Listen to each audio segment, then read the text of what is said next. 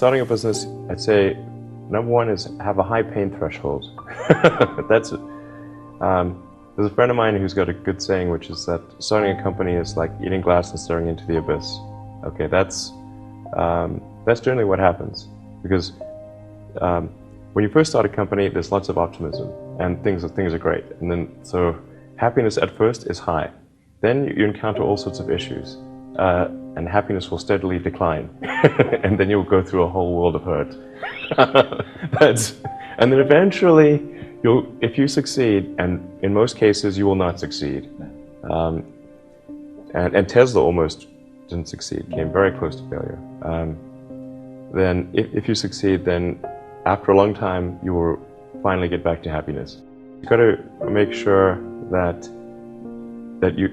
whatever you're doing is a great product or service. It has to be really great. And I go back to what I was saying earlier, where if you're a new company, I mean, unless it's like some new industry or new market, that if it's an untapped market, then you have more ability to,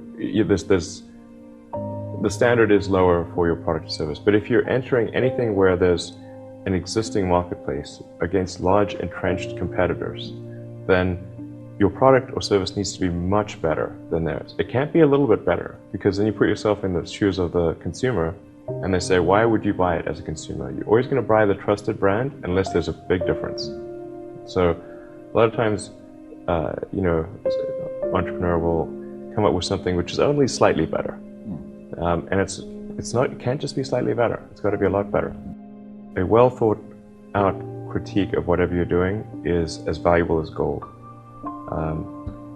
And you should seek that from everyone you can, but particularly your friends. Usually your friends know what's wrong, but they don't want to tell you because they don't want to hurt you. It doesn't mean your friends are right, but very often they are right.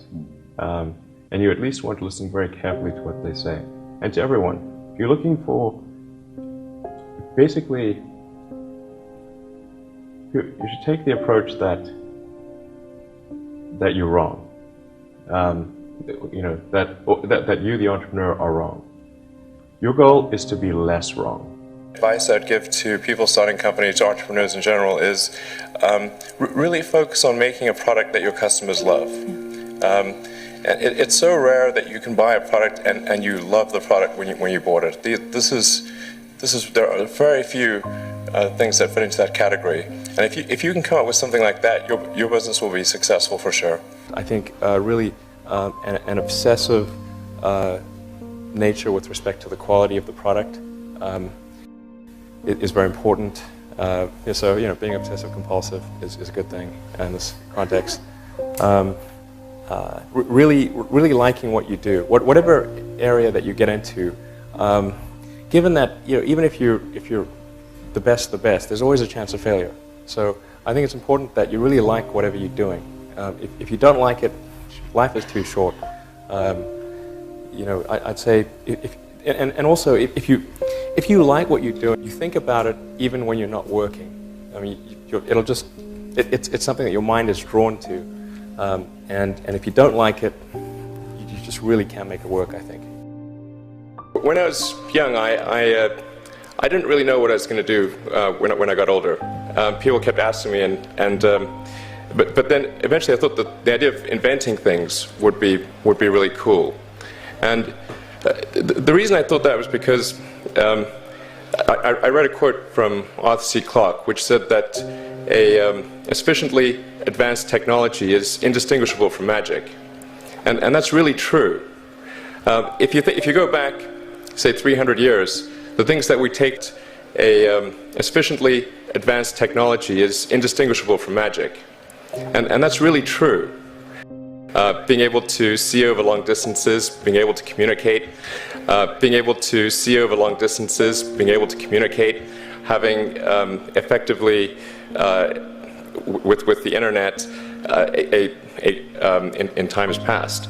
In fact, I think it actually goes beyond that, because there are many things that we take for granted today that weren't even imagined in times past. They weren't even in the realm of magic. So it actually goes beyond that. So I thought, well, if I can do some of those things, basically if I can advance technology, then that's like magic, and that would be really cool. And I also had sort of a slight existential crisis, because I was trying to figure out what does it all mean? Like, what's the purpose of things? And I came to the conclusion that if we can advance the knowledge of the world, if we can do things that expand the scope and scale of consciousness, then we're better able to ask the right questions and become more enlightened, and that's really the only way forward. So I studied physics and business, because I figured in order to do a lot of these things, you need to know how the universe works, and you need to know how the economy works. And you also need to be able to bring a lot of people together to work with you to create something, because it's very difficult to do something as an individual if it's a significant technology. So I originally came out to California to try to figure out how to improve the energy density of electric vehicles, basically to try to figure out if there was an advanced capacitor that could serve as an alternative to batteries. And that was in '95, and that's also when the internet started to happen. And I thought, well, I can either pursue this technology where success may not be one of the possible outcomes, which is always tricky, or participate in the internet and be part of it. And I think maybe it's helpful to say one of the things that was important then in the creation of PayPal was kind of how it started, because initially the initial thought was with PayPal was to create an agglomeration of financial services, so to have one place where all of your financial services needs would be seamlessly integrated and work smoothly.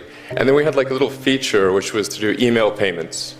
And whenever we'd show the system off to someone, we'd show the hard part, which was the agglomeration of financial services, which was quite difficult to put together.